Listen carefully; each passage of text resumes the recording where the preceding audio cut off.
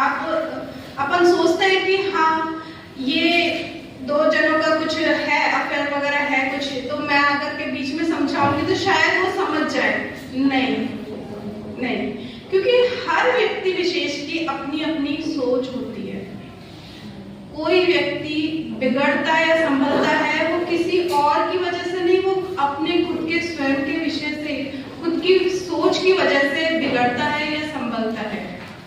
तो शायद अगर मेरी पंक्तियां अगर किसी की सोच को बदलने में कामयाब हो जाए, आप लोगों की सोच, थोड़ी सोच मेरे से मिल जाए, तो शायद मेरा ये लिखना उत्तम हो जाएगा, ये कृतार्थ हो जाएगा।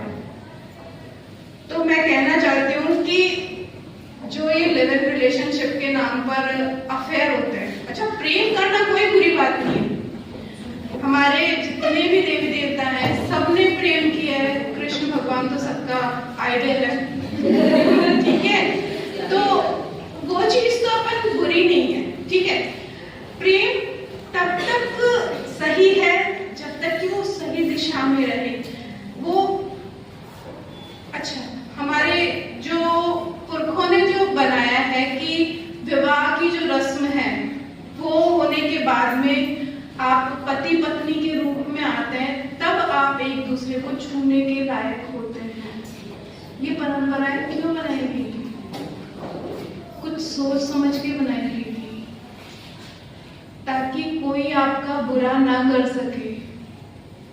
हमारे माता पिता या गुरुजन, पहले के जमाने में ये होता था, लड़कियां खुद नहीं चुनती थी, और खुद चुनती भी थी तो भी वो माता पिता की रजामंदी से ही आगे का जीवन अपना व्यापन करती थी। मेरा मानना यह है कि प्रेम गलत नहीं है, और अगर आप लव मैरिज भी, मैंने खुद ने लव मैरिज की है, मैं गलत नहीं।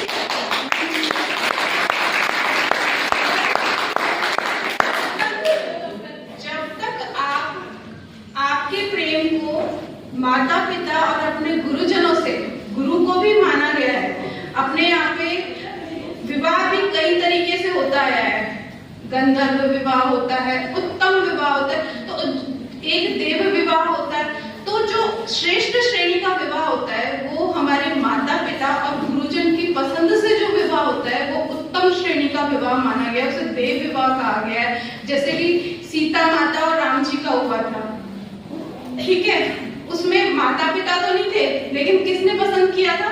गुरु जी की आज्ञा से हुआ था, तो वो देव विवाह की श्रेणी में कहलाता है। तो प्रेम करो, कोई गलत नहीं है, सही व्यक्ति को चुनो और विवाह करो, और विवाह अपने माता पिता की पसंद से करो।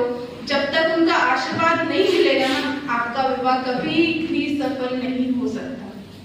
और सब कुछ, जितनी भी बातें गुरुजी ने बताई थी अभी, वो सारी अपने जीवन से रिलेटेड इसीलिए बताई। ये आप कहीं सोचो कि लिव इन रिलेशनशिप से अलग हटके टॉपिक कैसे हो गया?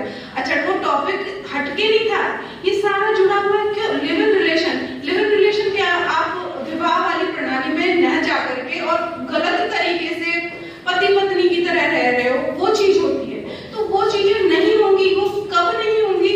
जब आप अपन माता पिता का सम्मान करेंगे, गुरुजनों का सम्मान करेंगे, इन सब का अपन आशीर्वाद लेकर के चलेंगे, तो हम अच्छे आचरण, अच्छे संस्कारों की तरफ चलेंगे, तो अपने आप से ये जो गलत आचरण, गलत व्यवहार है वो अपने आप से ही नष्ट होते जाएंगे, ठीक है। तो अब मैं कहना चाहूंगी